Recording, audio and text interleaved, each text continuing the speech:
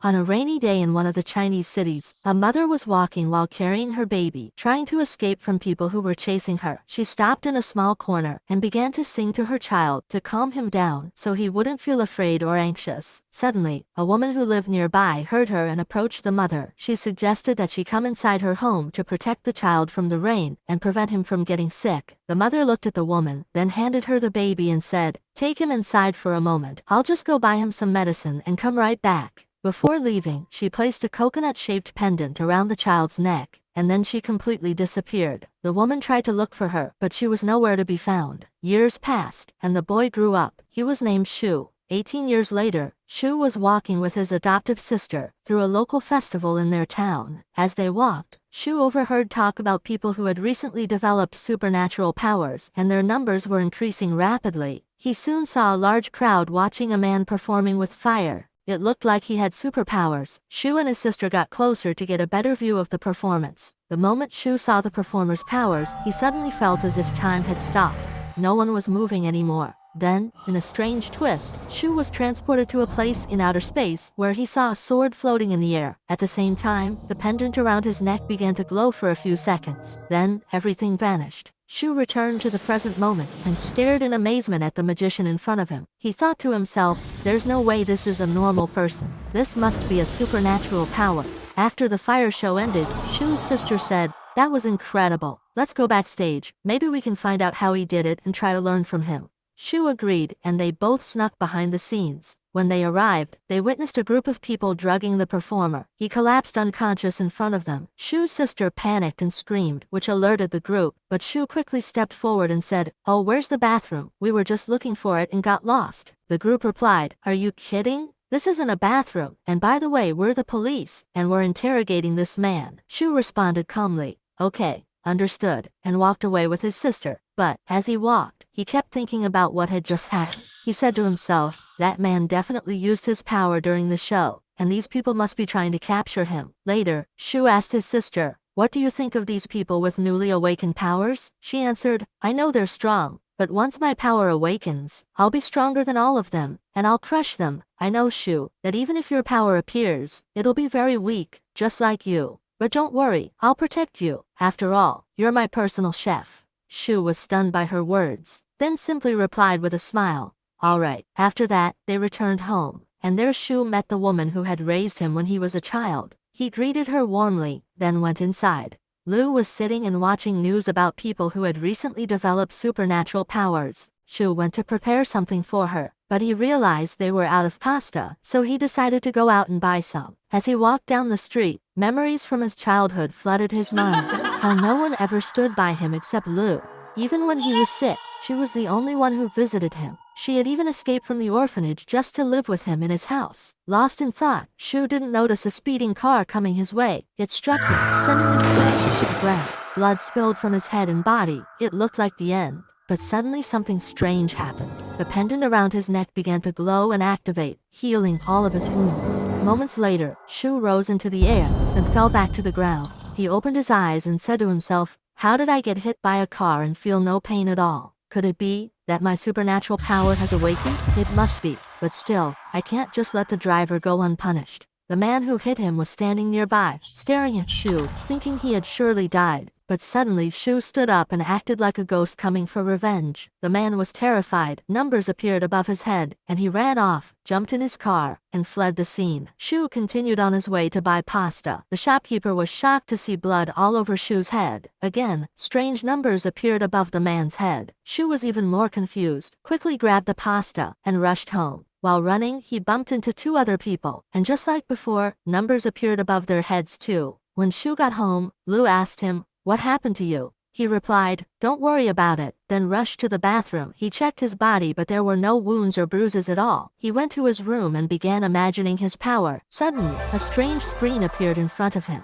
It displayed all the points he had collected that day. He said to himself, "Who are these people? I don't know any of them." Then he remembered what had happened, the numbers that appeared over people's heads. That's when he realized, whenever he annoyed or hurt someone, he gained magic points. The more he bothered them, the more points he earned, and with that, his power grew stronger too. Shu was thrilled. He thought, "I'll keep annoying everyone I meet. I'll become the next king of demons. The more I irritate people, the stronger I'll become." He continued exploring the strange screen in front of him. Suddenly, something called the Wheel of Fortune appeared. It could be spun once for every 100 points. He checked his balance. It was 900 points.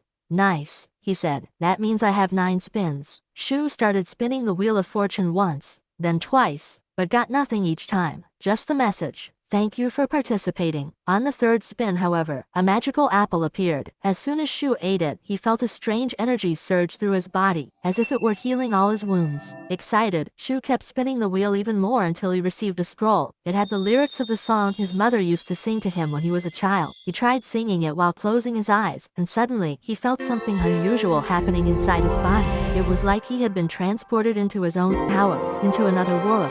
There, he found himself competing with his sister, and he noticed that negative points were being counted in front of him. That made him happy, and he decided to annoy her even more to gain more points. After that experience ended, Shu went out to watch a movie, but while watching, he sensed something strange happening outside. He climbed up to the roof of his house to check, only to see the same people he had seen before. Shu tried to hide before they noticed him, but they managed to catch him in the end. One of the men said, "Shu, what are you doing here? Are you part of the gang or what?" Shu replied, "I live here. What are you doing here?" The man was shocked and responded, "There's a dangerous criminal around here. We're chasing him. Stay inside so you don't get into trouble." Shu nodded and went back inside, but he thought to himself, "How did I sense their powers when they didn't sense mine? That must mean my power is stronger than theirs." Suddenly Lu asked him, "What were you doing outside?" Just as he was about to answer, they noticed someone lying on the ground in front of the house. Shu rushed out to check and told Lu to stay inside, but she kept bothering him and giving him negative points until she finally decided to follow him to see who the man was. Shu approached the man and realized it was the same fire performer he had seen before. He said to Lu, "We should call an ambulance and take him inside." But Lu replied, "Unfortunately, the call is too expensive, and we can't afford it. Let's just leave him here." Hearing that, the man got upset, and negative points started coming out of him. Shu realized the man was faking being unconscious, so he began irritating him even more to gain extra points. Shu grinned and thought, "At this rate, I'll become the Demon King faster than I ever imagined." Eventually the man had enough of Shu's bullying and sat up saying, "I want something to drink. Bring me water." Shu responded sarcastically, "Here's some ice. That's all we've got." The man got angry while Shu was overjoyed. The man tried to ask Lu for help, but Shu knocked him to the ground again and kept provoking him to collect more points. When the man finally lost control, he tried to burn Shu using his fire abilities, but Shu's power activated and extinguished the flames, leaving the man humiliated in front of them. After that, the man tried to burn him again, but it was no use.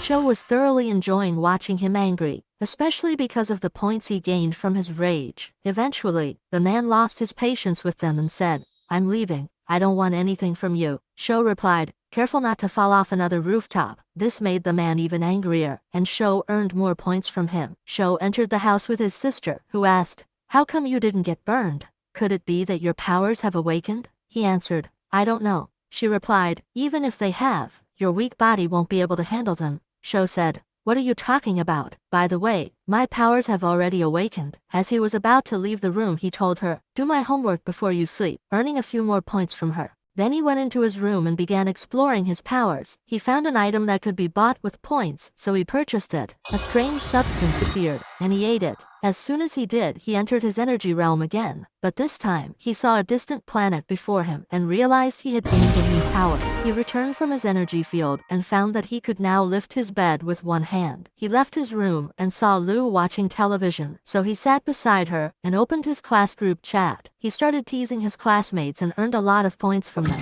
Then Lu asked, "Why haven't they contacted you?"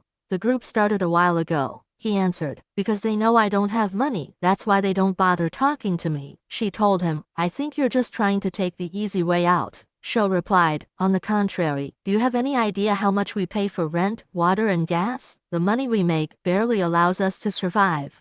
Feeling for him, the girl brought him some eggs to sell the next day. It became clear they relied on that as a primary income source. Every morning before school, Shu goes out to sell eggs and earn some money to support them. The next day, he went out and began selling the eggs. An old man beside him asked about Lu, and Shu told him, "She's sick today, so she didn't come." Two of Shu's classmates passed by but pretended not to see him and kept walking. The old man grew angry and asked Shu, "Why didn't they speak to you?" Shu replied, Maybe they're embarrassed because I sell eggs, nothing more. The old man got upset and said, "What's wrong with earning money? These kids weren't raised properly." Suddenly, the class president approached Sho to harass him and mock him. He said, "Is selling eggs what keeps you alive?" At that moment, Sho understood his intent and calmly replied, "Little by little, I managed to gather my expenses." The boy got annoyed, and Sho earned some points from him. The class president continued saying, "You better sell all of them quickly, or your reputation will suffer if the school finds out." Sho replied, "If you're really concerned about me, why don't you buy all the eggs? Or,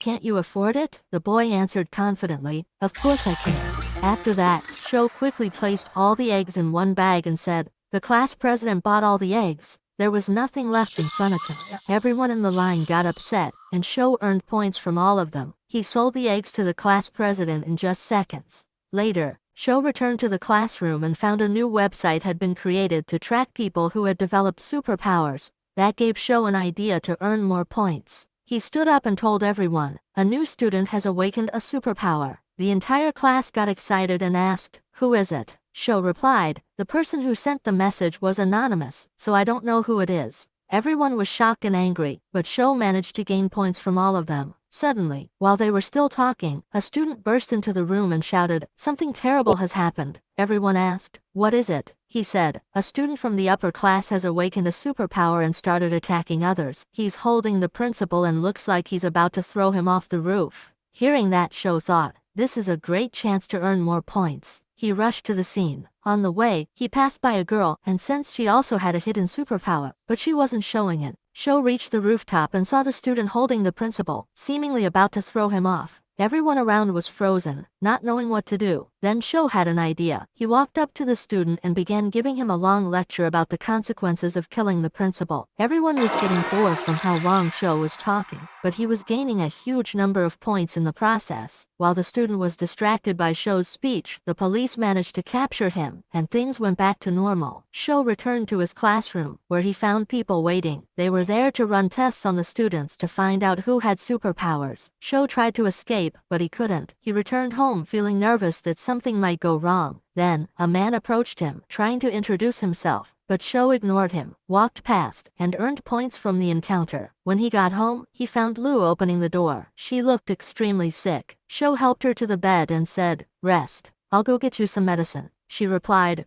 "All right." Sho left the room, closed the door, and thought to himself, "I wonder if my fruit can heal Lu or not." He activated his ability and spun the wheel of luck until he got a few small fruits. He went back to Lu and gave her one. After eating it, she quickly got better, and her fever disappeared in seconds. Afterward, Sho teased her a bit to earn more points. The next day, Sho went to school, and the test results had come out. They started calling out the names of students who had superpowers. The first person called was Lee, the same girl Sho had passed by on the stairs. Then they called the class president, and the rest of the list followed. Finally, the last name was read. The teacher read it in disbelief, suspecting the result was fake. That student was Sho, the one who had already earned a crazy amount of points from the entire class after everything that had happened. The next day, a new student arrived at the school and sat next to Sho, after the girl who used to sit there left. Fed up with his constant teasing, the new student's name was Jia. As soon as he sat down, Sho, as usual, started messing with him to earn some points. He asked, "Has anyone ever confessed their love to you before?"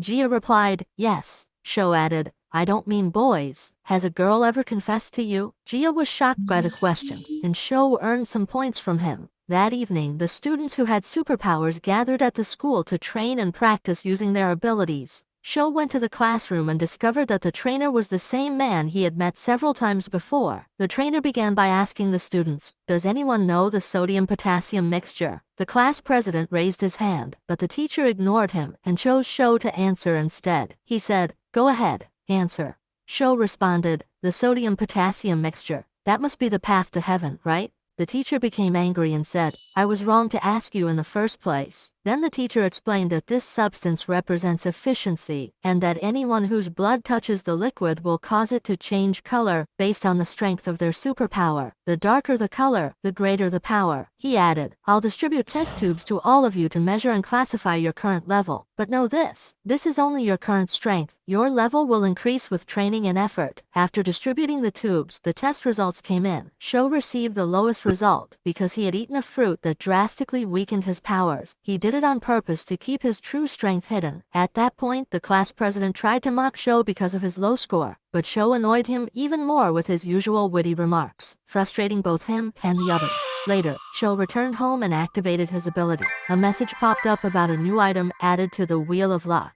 He began spinning the wheel and received a new item called tofu. It smelled awful but tasted amazing, if you could get past the smell. When Lu smelled it, she said, "Where did you get that disgusting thing from? Get it away from me." Shou replied, "Would you believe me if I said I won it by chance?" She said, "Definitely not." Shou kept spinning the wheel until he had 50 pieces of tofu. Lu said to him, "Don't you have any juice or anything else?" "All you have is tofu."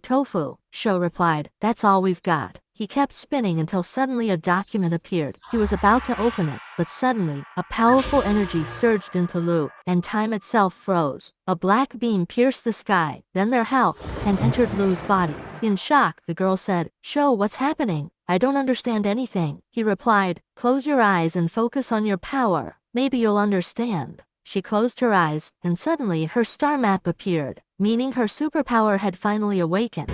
She was overwhelmed with joy at discovering her new ability. After that, Shou went into his room, thinking of a way to get rid of the tofu he had and make some profit from it. He kept thinking until an idea came to him. He decided to sell it to earn some money, and whoever smelled it and didn't like it would get annoyed, giving Shou negative points to collect. The next day, Shou got ready to sell his tofu. As he left the house, he saw an old man holding a sword, training with it skillfully. He clearly had experience. The old man approached Shou and said, "Do you want to learn this move? Watch this one." But Shou replied, "No," and walked away, leaving the old man shocked. Shou earned some points from him too. Then Shou displayed his tofu for sale. At first, no one wanted to buy it, but once one person tried it and liked it, the crowd gathered, and the tofu sold out in seconds. Shou continued his daily routine, teasing his friends and others to gather points, using those points to unlock new abilities, allowing him to bother people even more and collect even more points. Eventually, he completed all the planets on his star map. At that moment, a new energy and a new weapon appeared, a sword he could summon into the real world and control. Later, Shou returned to his class and found his classmates talking about the recent increase in strange incidents. Then, the student council president said, "What do you think? Should we form a secret group to fight criminals and help the country?" No one paid him much attention, so he tried to annoy Shou instead. But Shou ignored him as well, which frustrated him, and Shou gained more points. That night, during superpower training, the teacher brought them a magical stone and said, "This stone will help you train your star map and make you stronger."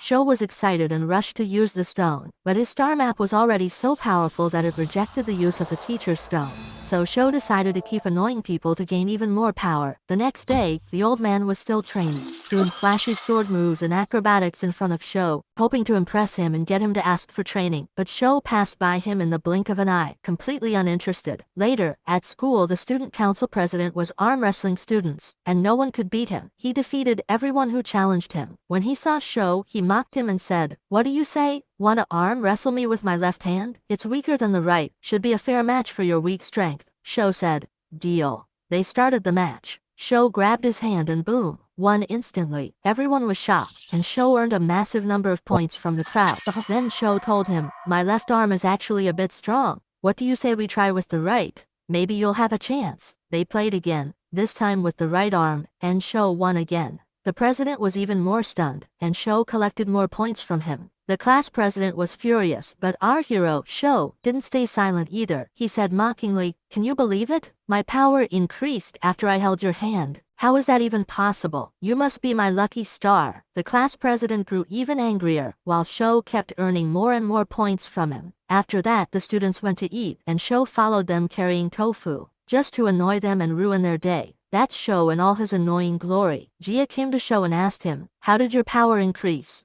Shou raised his voice and replied, "It's all thanks to the class president. He's my lucky star today. Just touching his hand boosted my power, and I was able to beat him." Jia said, "Since your power increased, I could tell the teacher. He might give you extra magic stones." Shou asked, "Where does that teacher work?" Jia replied, "He works in the Earth network." Shou was surprised and asked, "Are there other networks?" Jia said, "Yes, there's also the Sky network. It's far more powerful than the Earth network." Shou said, "Alright, got it." When Sho returned home, he heard people talking outside. He eavesdropped and realized they were from the Sky Network. Their leader went to the old man and offered him a position in the Sky Network, but the old man refused, saying, "I'm not free right now." The leader replied, "Fine, but you should know. The vacant position in the Sky Network is meant for you and no one else." Then they left. Sho, who had been watching from afar, realized the old man had a connection to the Sky Network, so he decided to learn swordsmanship from him. The next day, Sho approached the old man and asked him to train him. The old man was delighted and said, "Come anytime you want." Sho responded, "All right, but I have one condition."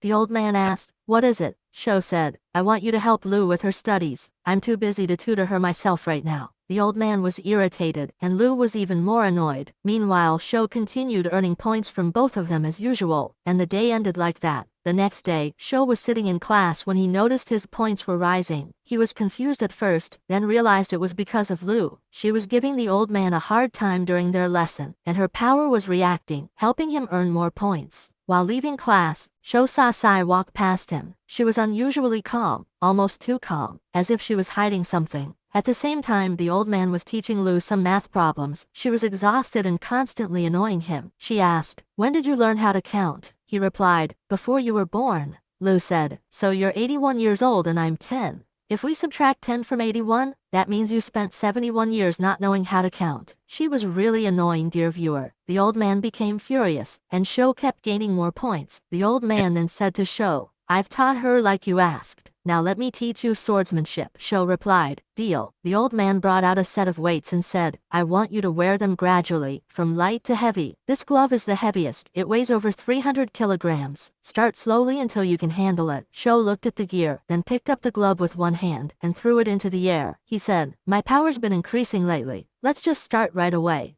The old man was astonished by Shu and said, "All right, let's begin." Then he grabbed a piece of paper and told him, "I'll teach you that everything can be cut." The old man's energy began to gather intensely around the paper. He then struck the air with such force that it tore through the space entirely. Even the wall in front of them was split in two. After that, the old man threw his sword to Shu so he could train with it. Shu continued his training, and his energy kept increasing. He was learning at an incredible speed and quickly became a sword expert. It seemed this was his true talent. When evening came, the old man said to Shu, "I want to ask you something. When does a person become truly strong?" Shu replied, "When he breaks all the rules." The old man shook his head and said, "No, that's not what I meant. What I mean is, when does a person gain the kind of power that allows him to break the rules?" Shu responded, "I'm not sure. But what I do know is that I want to live a peaceful life and protect my sister, nothing more." The old man said, "But great power gives you the chance to protect more people and to earn more money." Shu replied, "Even if someone gave me a mission, I wouldn't accept it. I don't want to rely on anyone. Maybe it's because of the way I was raised, but I know that the path of life is tough and requires hard work. And that's why, no matter how hard life gets, I won't give up. I just want to live it my own way, even if that way is wrong." After hearing those words, the old man's admiration for Shu grew even more. He nodded and said, "All right, fair enough." The next day, the old man was teaching Luo some academic exercises. He had brought her some potato chips, which seemed to help her focus and understand the material more quickly, even though she was still just a child. Suddenly, the old man sensed someone from the Sky Network behind him. He went over to stand with him, and it was clear that Luo was annoyed by both of them, which caused Shu to gain more points. Shu was surprised to see someone from the Sky Network there. The person's name was Shu.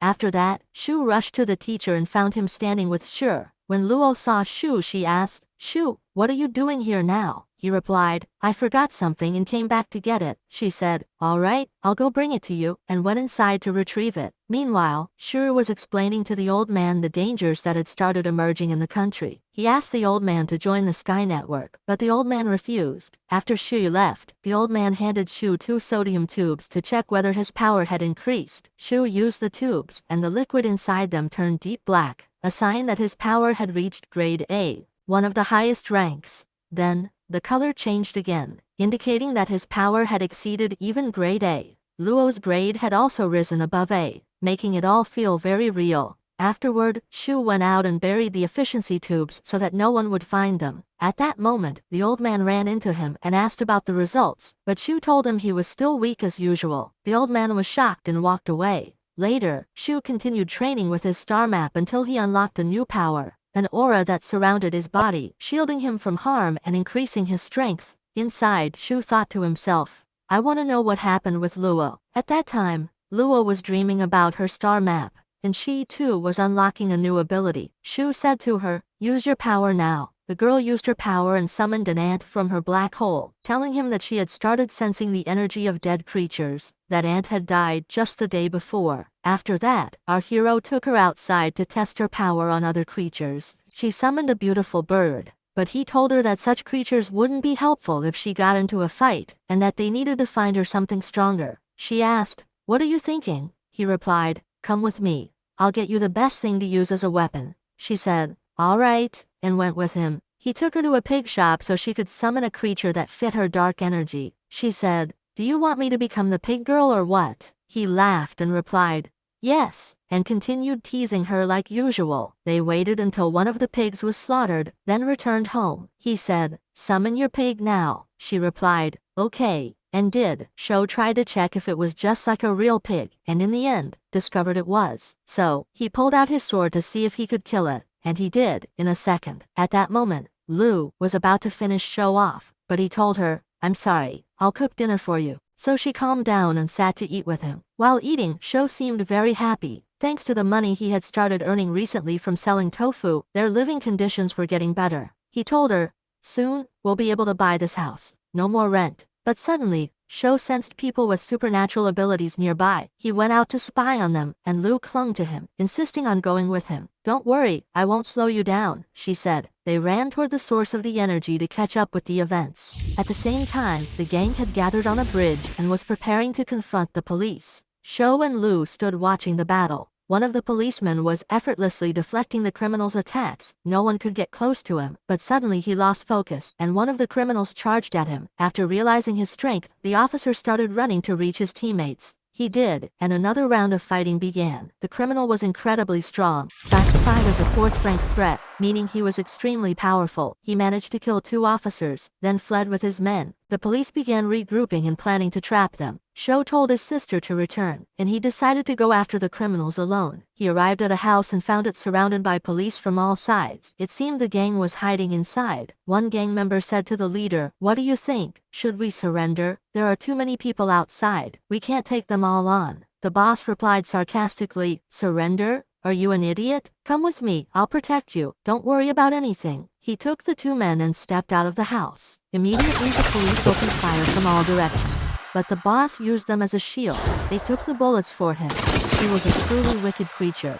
The police began chasing after him. One of them threw his sword and managed to pierce his body. They thought that was enough to kill him, but no. The criminal stood back up as if nothing had happened. He looked at them and said, so, are you ready to die? Then suddenly, everyone noticed Sho descending from above. Would you believe me if I told you I came here by accident? He said. The police grew angry, thinking he was one of the criminals, and some of them were ordered to attack him. 2 men charged at full force to kill Sho, but he was incredibly skilled. No one could even touch him. He fought them both with high-level mastery. At the same time, a few police officers began attacking the criminal, and it seemed like they were about to defeat him. But the criminal struck one of them and provoked the other before finishing him off completely. That guy was unbelievably strong. Meanwhile, Sho had already finished off his 2 opponents and stood watching the others. Suddenly, a metal plate beneath his feet came loose, and he fell to the ground. A police officer tried to take advantage of the moment and strike him mid-air, but in the end, he was the one who lost. That left only the criminal and Sho to face off. The criminal looked at Sho and said, your turn to die. But suddenly, Sho powered up and the 2 fought. Sho's strength was overwhelming, and he managed to defeat the criminal.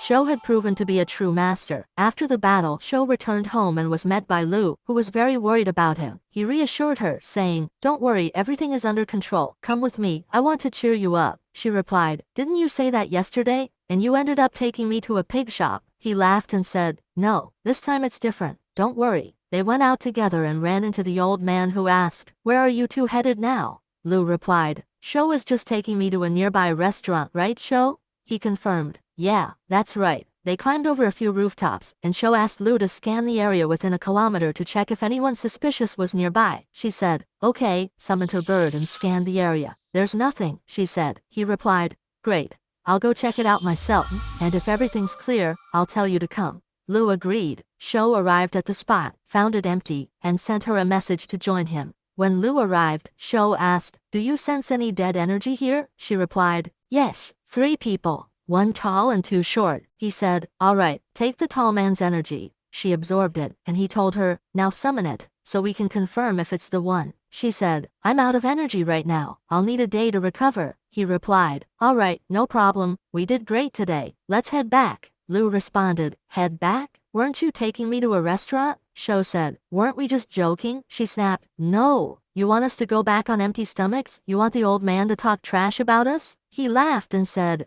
"Okay, fine. Let's celebrate what we achieved today." He took her to a restaurant downtown. They sat and ate. She clearly had a big appetite. While they were eating, Shou said to her, "What happened between us today must stay a secret. Don't show your powers to anyone." She nodded and said, "Okay." Shou looked at Lu as she ate and said, "I know that living with me is hard. If you were still at the orphanage, you'd probably be eating better than this. I know my financial situation is affecting you, and I'm sorry if I've let you down." Upon hearing his words, Lu started to cry and said, "I don't care about the food or anything else. I just want to live with you in our home." Shou was deeply moved by her words. He began to remember how close they used to be when they were younger, and he recalled the first time he was able to gather enough money to rent the house they currently lived in. Then he told her, "I want the same thing. I want to live somewhere I can call our home, and from today on, we'll stay together forever." Lu was overjoyed by his words, and the day ended on that warm note. Meanwhile, the Sky Network held a meeting to investigate the identity of the person who defeated the criminal. They said, "From the way he spoke and acted, he seems like a teenager. But if a teenager can already reach this level of power, what will he become when he grows up? We need to find him quickly." At that time, Shou was out selling his tofu. His reputation had grown so much that all his tofu would sell out within just 10 minutes. Shou felt a bit upset because he could no longer absorb negative emotions from people. They all seemed to love the tofu and its scent. While he was selling, a man approached him and asked about the tofu. When Shou told him it was sold out, the man got upset, and Shou gained 50 points from that. That gave him an idea. Later, another man came up and said, "I want tofu." Shou replied, "You want tofu?" The man said, "Yes."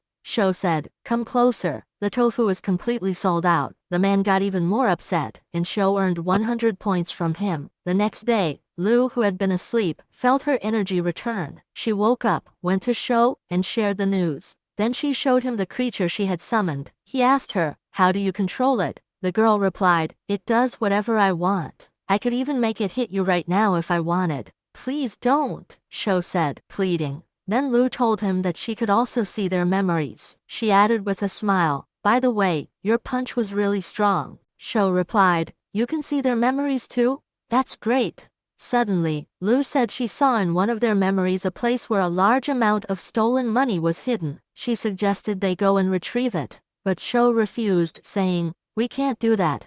If we take it, we'll have to hand it over to the police. Then they'll ask us how we found it, and people will find out about your powers." Lu became upset and said, "Why don't we just keep the money and buy the house we're living in? Can't we use it for something that will help us?" Shou replied, "I want to buy that house too, but not in the wrong way." Then he started teasing her even more, which made her even sadder. She left him and walked away.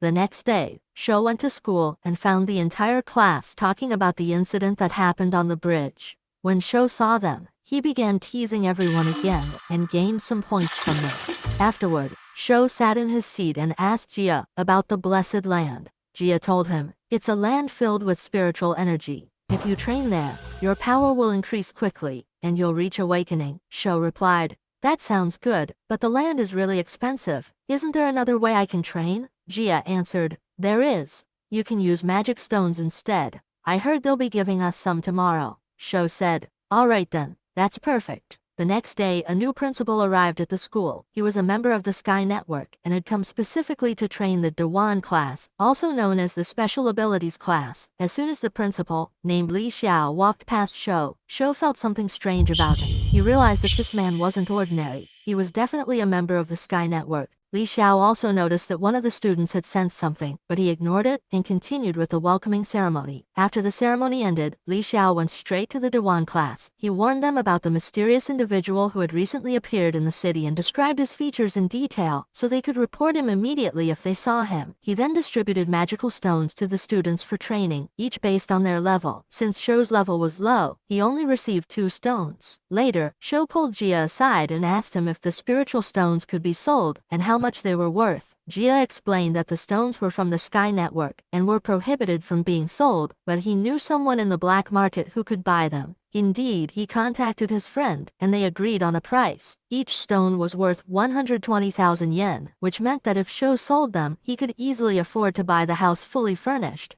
Meanwhile, Li Xiao went to visit the old man to question him about the new sword-wielding individual who had appeared. He suspected that the old man might have trained him. However, the old man denied knowing anything, and told him it was inappropriate for a respectable man to doubt others. Li Xiao felt embarrassed and left. Shu then returned home, where he was greeted by Luo, who asked him about the Sky Network and the Earth domain. Shu explained everything he knew, then said, "I have good news for you." Luo was thrilled and asked what it was. Shu showed her the money he had saved and gave her a new phone. He then told her he had spoken to the landlord and that the ownership of the house would be transferred to his name starting the next day. Luo was overwhelmed with joy. She hugged him and cried tears of happiness.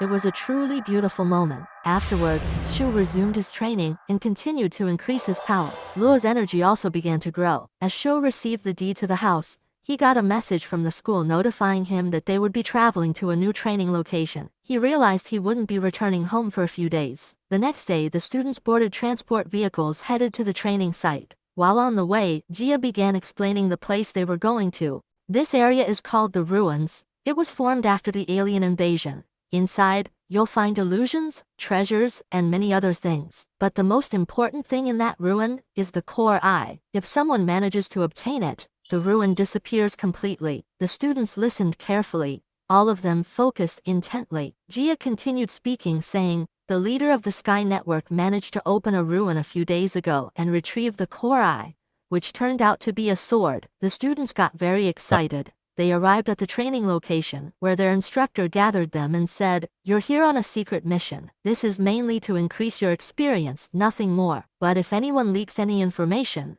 they will face military punishment." The students responded, "Understood." They all went inside. Each received their meal and sat down to eat. However, there was one chubby student who wasn't happy with the place and kept asking for a chair, saying he didn't want to eat sitting on the ground. There weren't any chairs available, but eventually, a soldier saw him and gave him his own chair to stop the complaints. The soldier then sat on the ground instead. When Shou saw what happened, he wasn't pleased. He went over to the student and said, "Get up from the chair." The student pretended not to hear him, so Shou got angry and punched him. The instructor then came and took the student inside, while Shou kept eating as if nothing happened. Later that night, everyone began training, except for Shou, who didn't know how to train like them. He thought to himself, "Why should I train when I can gain points another way? Let's go have some fun." He went to the class leader and started annoying him while he was trying to train. The leader tried to ignore him, but Shou kept going until he managed to earn some points and use them to buy apples. Then Shou tried calling Lu to check on her, but there was no signal, which made him very worried and feel like something might be wrong. Later, he went to eat again. This time, the cook gave him extra food, and even one of the soldiers offered him his chair, probably because of the manly thing Shou did the day before. But Shou refused to take the chair and sat on the ground again, eating with Jia. After the meal, Shou went back to bothering the class leader, who was clearly fed up. He ran off to train far from the camp. But did Shou let him go? Of course not. Shou chased after him, kept teasing him until he collected all the points he wanted. Shou then went to train alone, opened his star map, and managed to increase his power. He felt much stronger. When he went to lunch, the class leader approached him angrily and said, "You've been acting like a big shot ever since you beat me in the arm wrestling match. Well, I've powered up too, and if we fight now, I'll crush you." Shou agreed to the rematch. The teacher overheard them and came to be the referee. The two locked hands and got ready to compete. All the students were cheering for the class leader, hoping Shou would lose so they could finally be rid of him, which is exactly what Shou wanted. The moment the teacher raised his hand and said, "Go," the Shou defeated the class leader in less than a second. Everyone was shocked, and Shou started collecting points from all of them. The teacher too was impressed by Shu's strength after witnessing it and said to him, "Come on, play against me." Shu replied, "All right," and accepted the challenge. Although the teacher was much stronger than the class president, he also lost easily. The teacher was overjoyed by Shu's power and said, "You have a brilliant future ahead of you. Keep this up, and no one will be able to stand in your way." Then Shu had an idea and said jokingly, No, teacher, it's all thanks to the class president. He's my lucky charm. Every time I touch his hand, my energy increases." The class president overheard him and kept giving him points generously. While they were sitting, Li Xiao suddenly noticed thick fog entering the area. He realized that this wasn't normal for this place. He rang the emergency alarm and ordered everyone to evacuate. Shu heard the alarm and tried to escape with the others, but the fog caught up to them in seconds and swallowed everyone inside. Shu fell into a strange place he had never seen before and thought to himself, "I've never seen this place in my life." Before he could finish his thoughts, a skeletal monster attacked him. Shu dodged all its attacks skillfully, grabbed his axe, and finished it off. Then he climbed up to a high spot to figure out where he should go, but suddenly many monsters appeared beneath him, trying to kill him. He kept running, and none of them could catch him. Suddenly a few students came running toward him shouting, "Run! There are monsters behind us." Shu turned and saw one of them being killed, so he rushed over and eliminated all the monsters within seconds. The other students stood frozen, shocked by the power he had just displayed.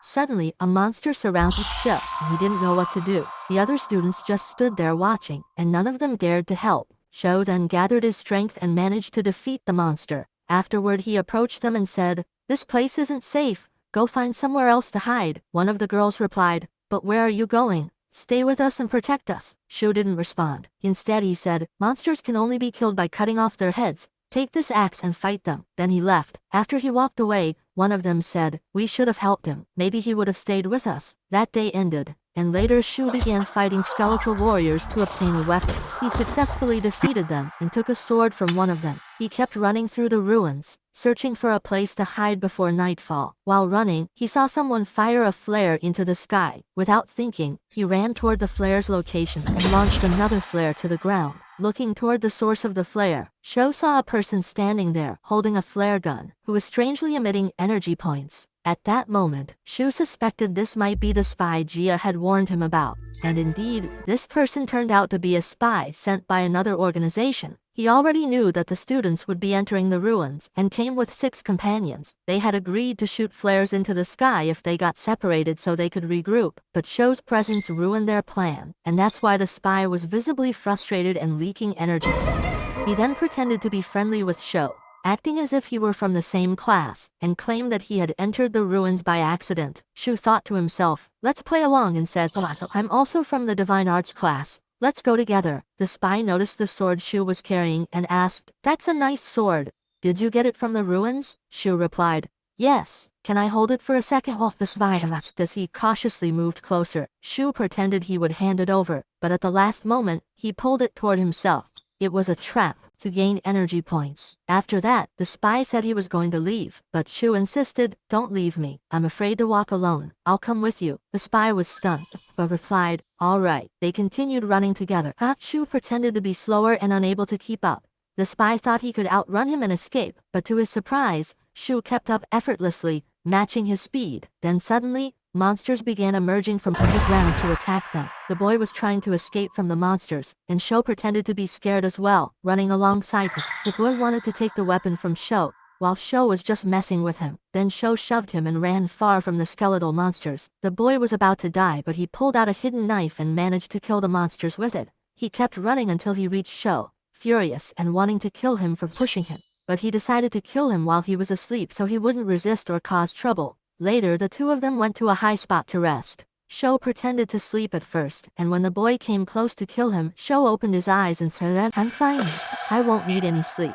The boy was enraged. In the morning, Shu went down to get food, pulled out some tofu, and started eating. When the boy saw the tofu, he was shocked and asked him how he made it, insisting it was impossible if he had it with him. Shu kept teasing him until the boy finally lost it and decided to kill him. The boy was very strong and managed to land some hits on Shu, but Shu wasn't easy either. He dodged all the attacks and struck back. The boy became even angrier and attacked Shu with full force, but Shu skillfully dodged every hit. While dodging, Shu's sword fell to the ground.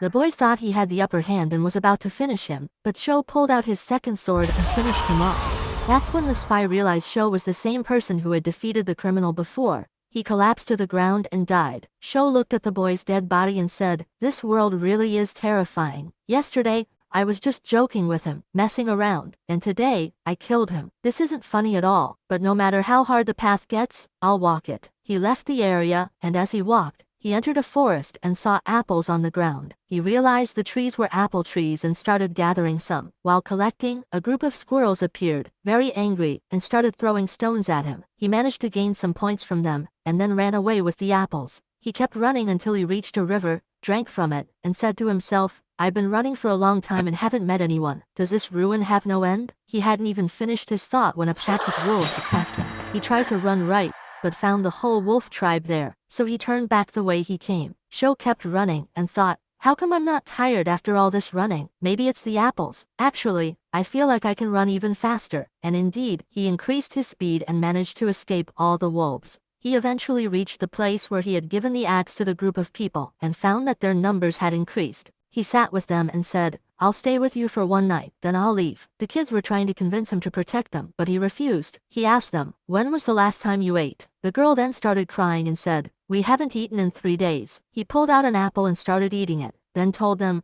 "If you want this apple, head in that direction for 2 days. You'll find many trees full of apples there, but be careful of the squirrels. They don't like anyone touching their fruit." The kids got frustrated with him and gave him extra points, knowing they likely wouldn't get out of there. One of them grabbed the axe and approached him to forcefully take the apple, but Shu outmaneuvered him and took the axe back. Then he said, "It's time for me to go." He took his sword and the axe to fight monsters, but before leaving, he left them 2 apples without them noticing. Shu went on his way looking for something to do when suddenly he heard the sound of an approaching enemy. He stepped back as a skeleton attacked him with a spear. Shu grabbed the spear and wouldn't let go.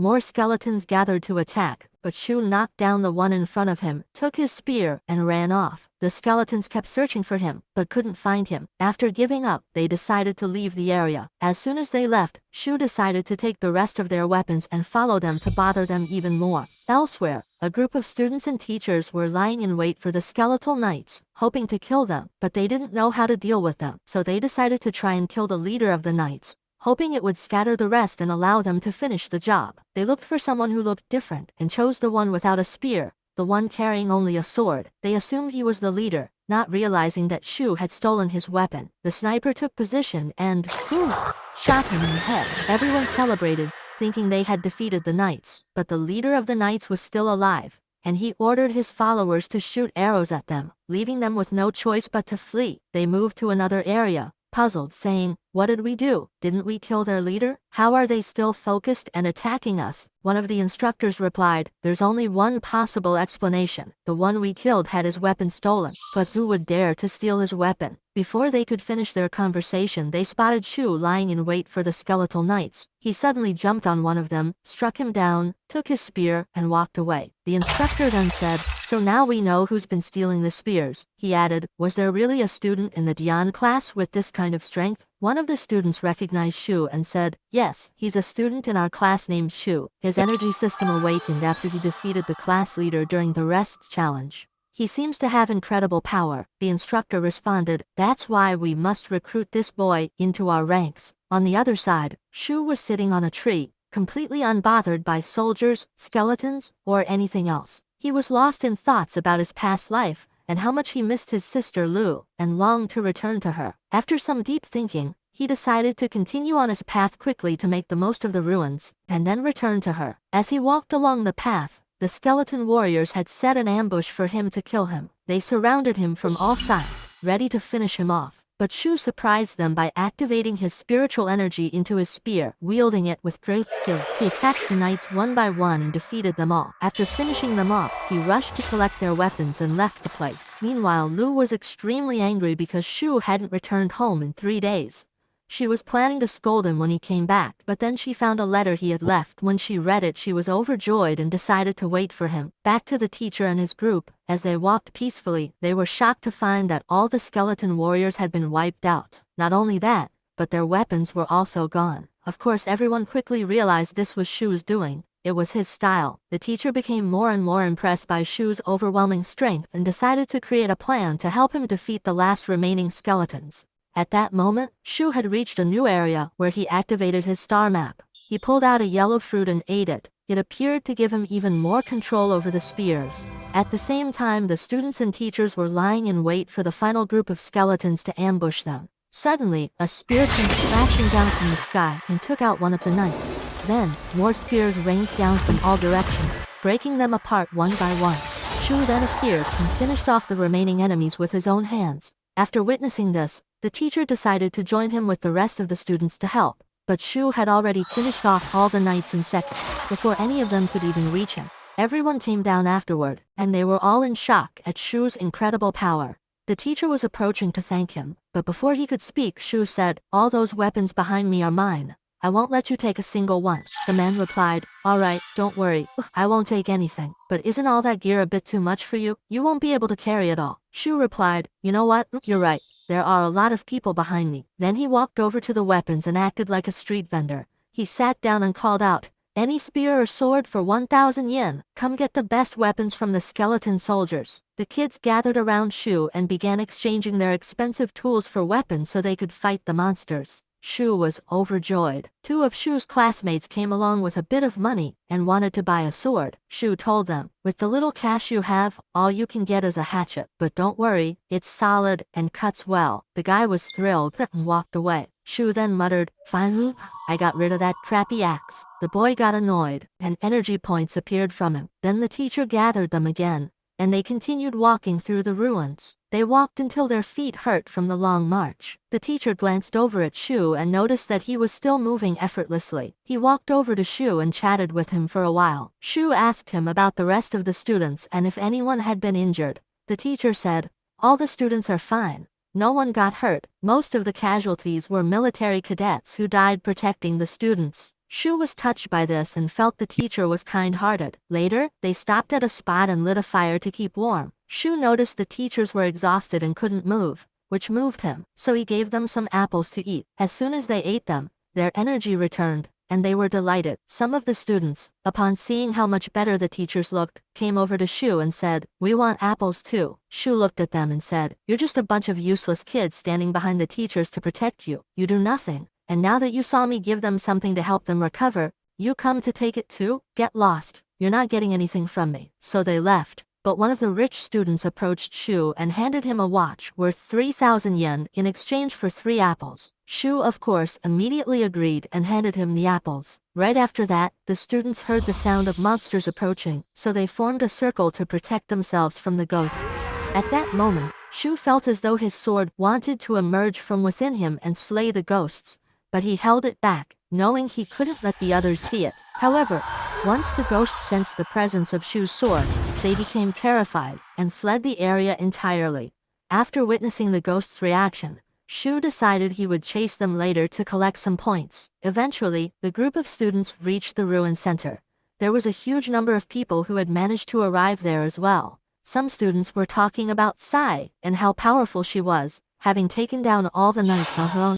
One of them mentioned that her energy had also undergone an awakening, and she had become extremely strong. Shu was intrigued when he heard this, and the girl caught his attention, but he thought to himself, "Since there are so many people here, and I still have a lot of weapons, why not sell them?" So people gathered around him again, and he began selling his weapons. Suddenly, one of his classmates approached and told him, "Come, the unit leader wants to see you." Shu was shocked, but followed him anyway. Sai was there too. The unit leader thanked both of them for what they had done, and asked for their help the next day to go deeper into the ruins. He then took out his sword and threw it into the opening to measure its depth. His weapon consumed a huge amount of energy, unlike Shu's sword, which didn't consume any energy at all. When they realized the opening was about 100 meters deep, they decided not to do anything that day, and to explore everything the next day, as they didn't know what dangers awaited below. Naturally, everyone agreed. Later, Shu sat quietly in a corner and began counting the negative emotions he had gathered. While doing so, he discovered that there were 9 spies among them. These individuals didn't have names, only numbers, indicating that they were indeed spies. The boy was trying to look around to figure out who the spies were, but he didn't notice what was happening on the other side. Meanwhile, teacher Li Xiao arrived at the ruin center, carrying an entire apple tree with him.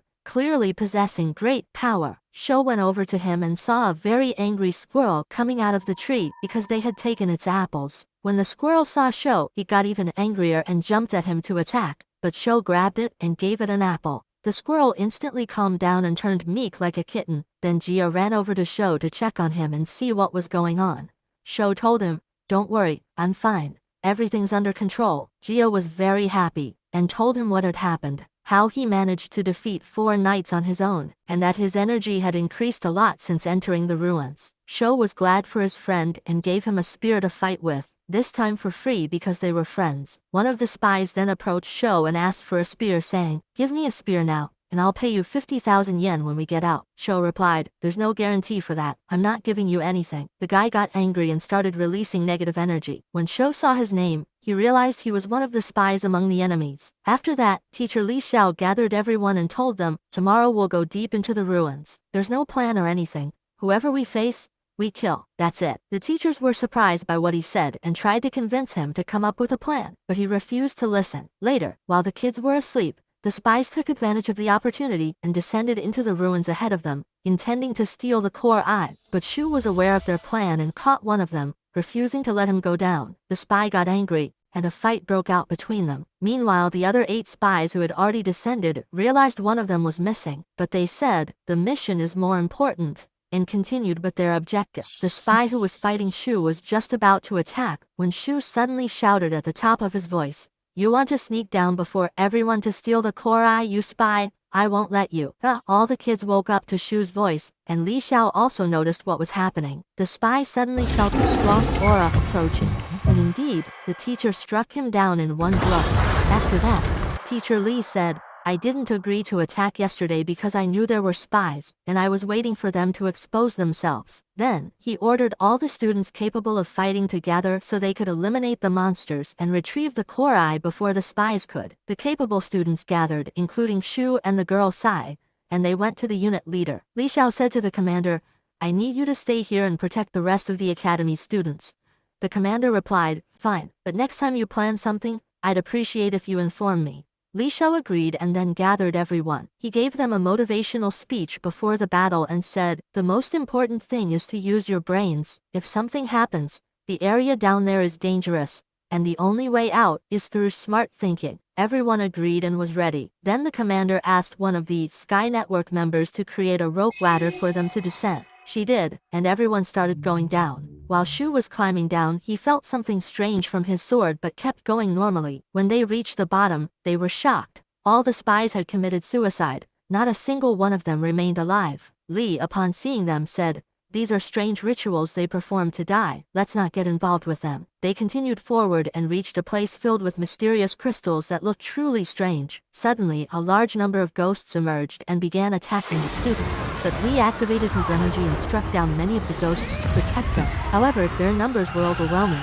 and they surrounded the rest of the group. The teachers quickly realized that the ghosts had weak bodies and were easy to eliminate, so they joined the fight. Everyone fought skillfully, except for Shu. Every monster that approached him would flee upon sensing the powerful aura from his sword. Shu grew frustrated because no one was attacking him, so he decided to start killing ghosts himself. After defeating several of them, Shu noticed his sword absorbing their energy, making him even stronger. But then suddenly, a ghost hand killed one of the soldiers during the battle. The shocking part was that this wasn't an ordinary ghost. It was the same person who had been among the spies. The ritual the spies had performed was meant to turn him into a ghost, so he could sneak in and steal the Eye of Formation unnoticed. Li, upon witnessing what happened, grew furious and cast a powerful defensive spell to eliminate him. Then Li Xiao gathered the other teachers to discuss a way to defeat the ghost, but they had no idea where it was or how to locate it. Suddenly, Shu felt his sword guiding him and telling him to strike to the right.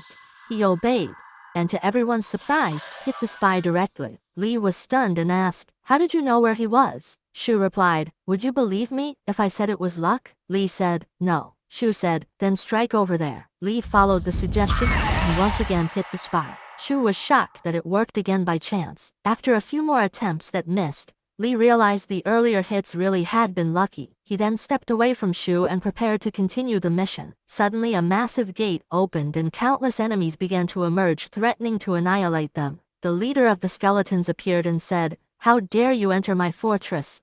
None of you will leave here alive. Li turned to the students and said, "Do you see that spear he's holding? That's likely the Eye of Formation. Leave him to me. I'll defeat the enemy commander and take it from him. The rest of you, protect yourselves and wipe out the others." Everyone agreed and the battle began. Li fought fiercely and was able to strike the enemy leader and even killed his horse. But the commander, in rage, went all out, and the two engaged in a deadly duel. Meanwhile, the Sky Network members and the students began battling the weaker monsters and successfully started taking them down one by one. One of the monsters was about to strike Shu, but Sai managed to protect him and defeated all the remaining enemies on her own. Shu got excited too and rushed forward to fight, but as soon as the skeletons sensed the power of his sword, they fled in fear. At that moment, Shu decided to leave the battle and head deeper into the castle, hoping to find something valuable before returning.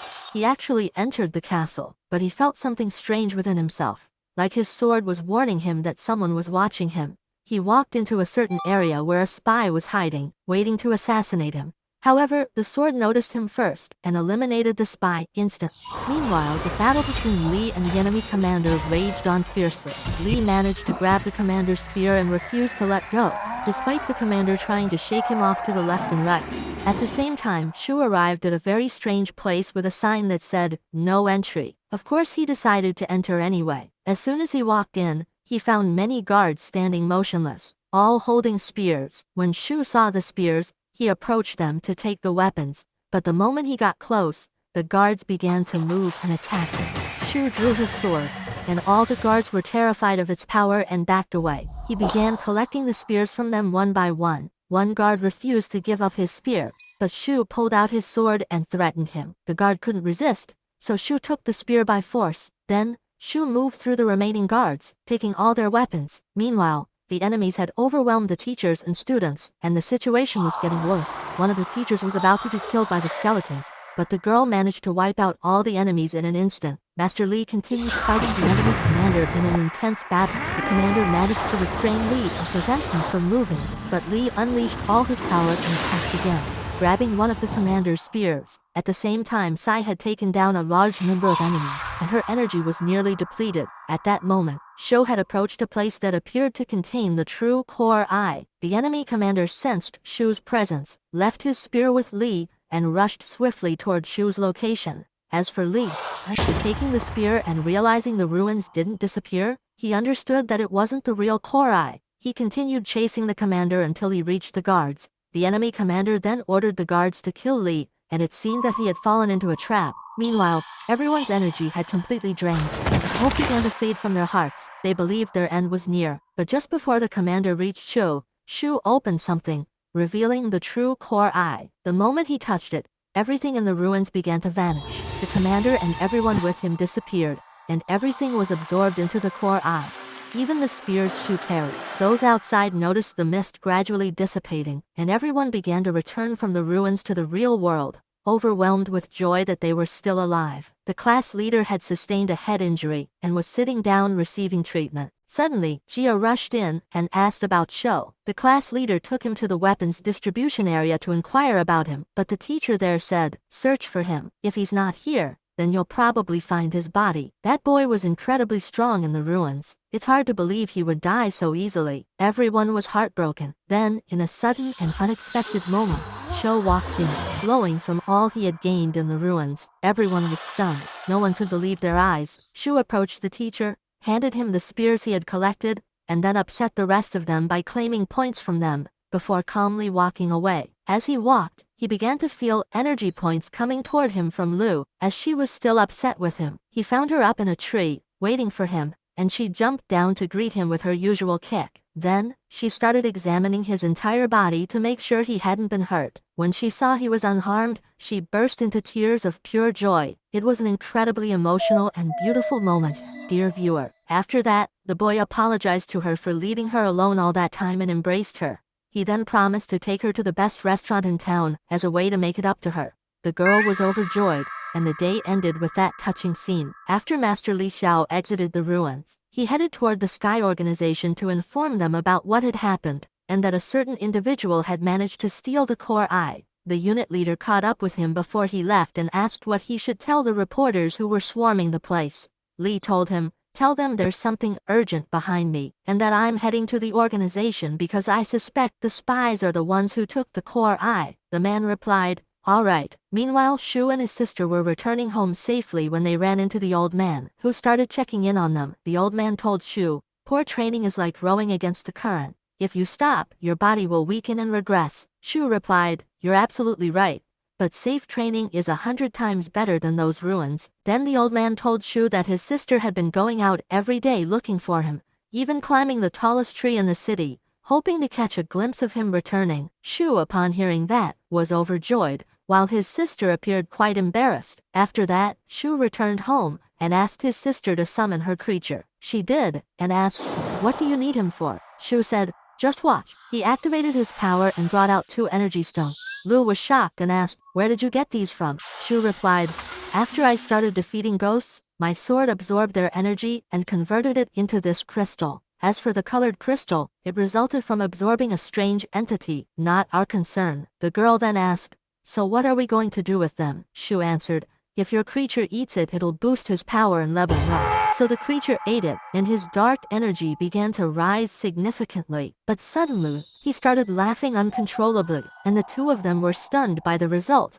Lu shouted, what kind of crystal did you give him? A laughter crystal? First, you killed my pig, and now you give me this laughing crystal? You're completely useless. Some dark points emerged from her in frustration. Shu quickly said, all right, I've got another gift for you. He pulled out 2 apples he had gotten from the ruins for her to eat, and the girl was extremely happy with them. While Lu was eating, the squirrel saw her and was extremely upset. But when Lu saw him, she was very pleased and said, from today, you're my pet. She named him Xiao and started playing with him. At first the squirrel was angry and didn't know what to do, but after Lu gave him some chips, he liked them and became cute again. She told him, if you want more chips you have to follow me for the rest of your life. The squirrel agreed, and it was one of the funniest scenes. Meanwhile, Shu entered his room and brought out the formation eye. He used his power on it and connected his consciousness to it. Suddenly, he found himself flying in the air as if surrounded by a magical aura. It turned out that this formation eye was called the Seal of River and Mountains,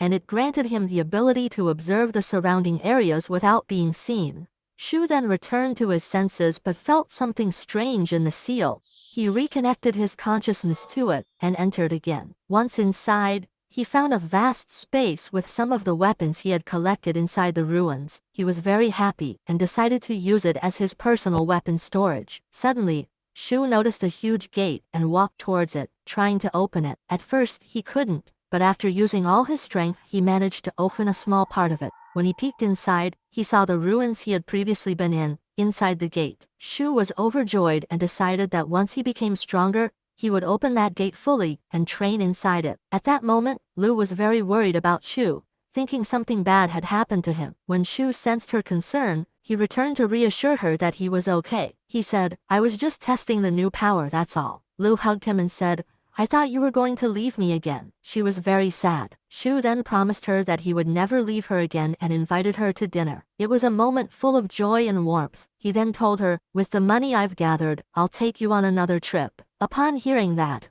Lu became overjoyed and was filled with happiness. Meanwhile, the head of the Sky Network gathered with his assistant to discuss the matter of the formation core. The assistant said that Li Xiao suspected a spy had taken the formation core and absorbed its power, but the leader responded, I don't think a spy was the one who took the core. It must be someone else. I've already sent 2 agents into the city to monitor the flow of magical energy. Wherever an unusual energy spike is detected, that's where the formation core will be. Clearly this leader isn't an ordinary man. He truly deserves his position. The assistant then said, the Royal Division class performed very poorly in the ruins, but according to the teacher's report, 2 students experienced an awakening, and their power levels were very high during the battle. One of them had low grades but showed remarkable combat ability, referring to Shu, and the other was a girl with high power and consistent focus, clearly referring to Sai. After hearing that, the commander was impressed and decided to recruit Sai into the Sky Network for special training. And with that, Season 1 of our anime comes to an end. Stay tuned for Season 2, and don't forget to like, subscribe,